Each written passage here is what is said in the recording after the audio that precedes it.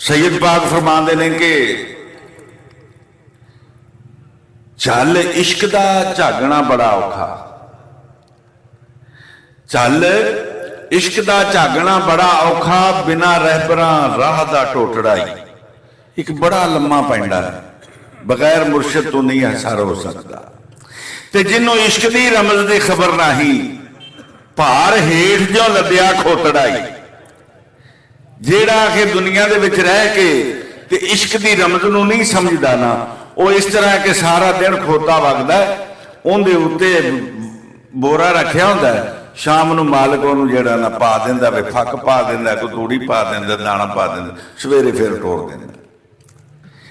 हजरत इंसान का काम यह आ कि उस इश्क की रमज नूं समझे।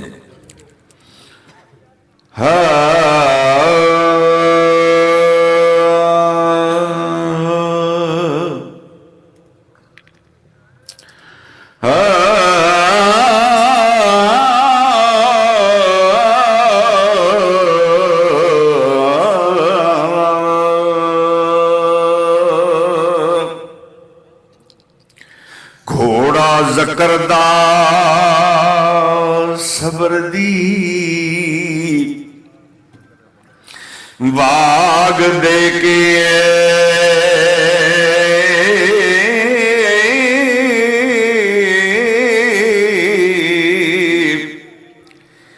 ते नफ्स मारना कम बहु चंगिया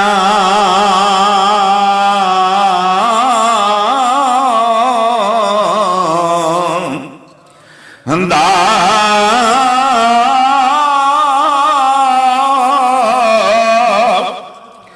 छड़ जरा ते हुक्म विच फकीर रहना,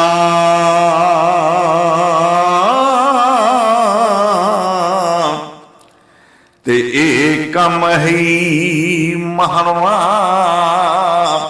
हे चंगिया दा।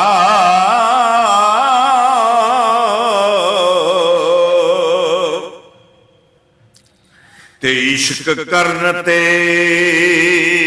तेग दी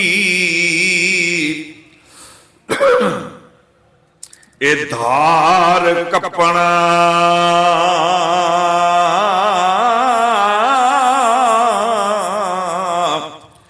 ए कम नहीं भुखिया नंगिया हंदा,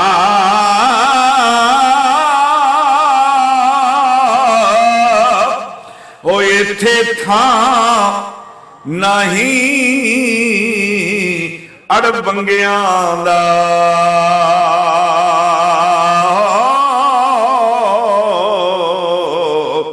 ए तां कम है सिरां तो लंघिया दा।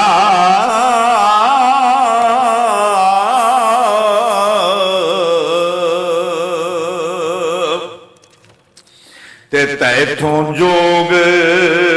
कमाया ओए ना जावे,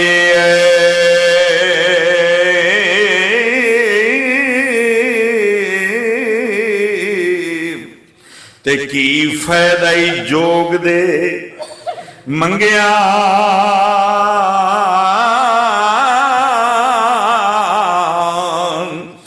दा।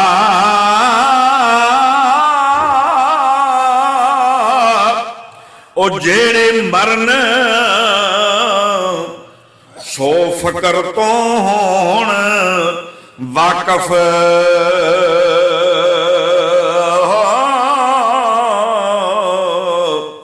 ते नहीं कम ए मरन थी हे संगिया हंदा।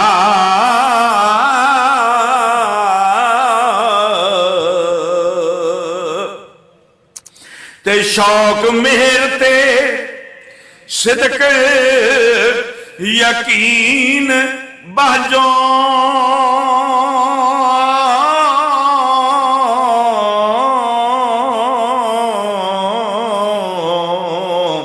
ते की फायदा ही टुकड़िया मंगिया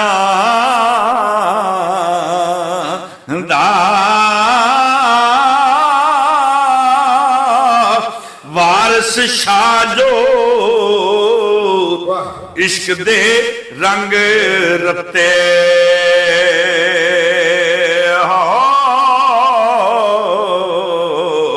ते नहीं कंडी आप है रंग दी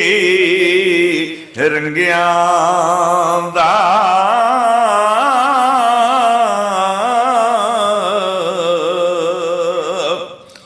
ते जोगी आख्या आजे जाननाई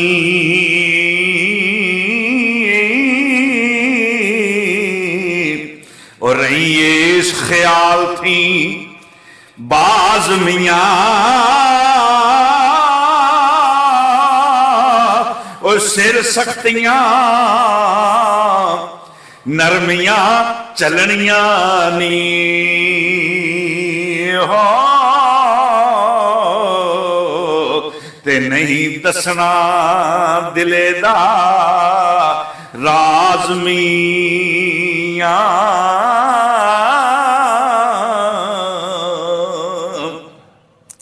ते जोगी जीवन दी जान मर जावण आई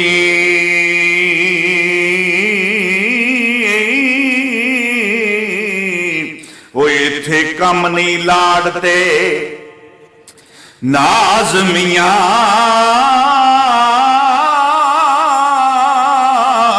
वो सदा ही नफी दे राग नू गावण आई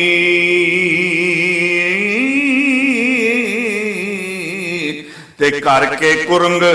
कलबूत दा साज मियां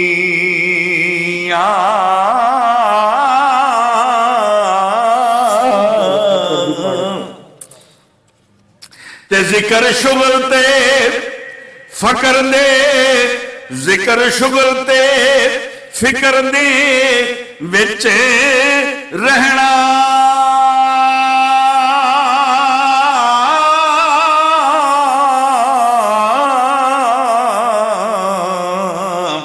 ते हू दा अंत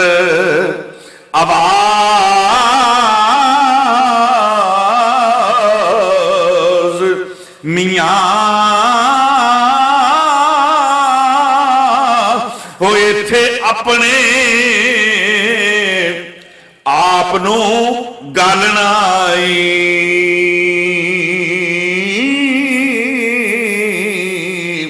ते नहीं खेलने चरगते बाज मियां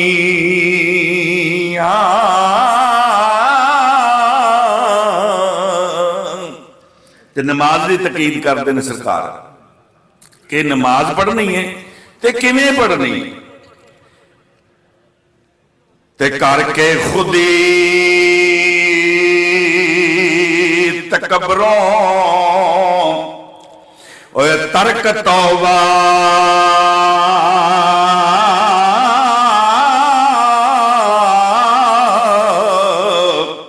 ते रहना ही नीविया विच नमाज मियां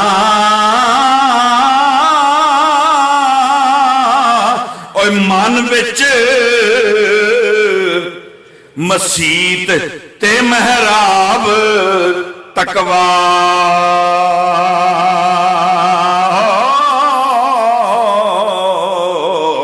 ते सिदक फकर दा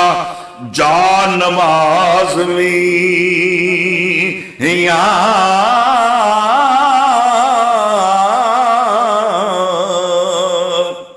ते इस जोग दा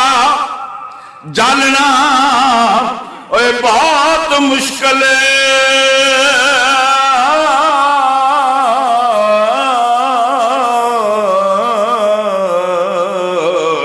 ते रंग रंग दे सोज गुदाज मियां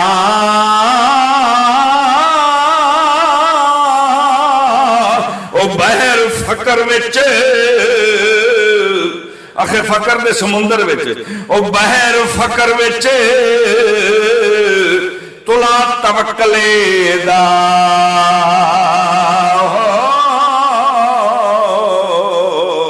ਤੇ ਵਾਰਸ ਹਿਰਸ ਦਾ ਰੋੜ ਜਹਾਜ਼ ਮੀਆਂ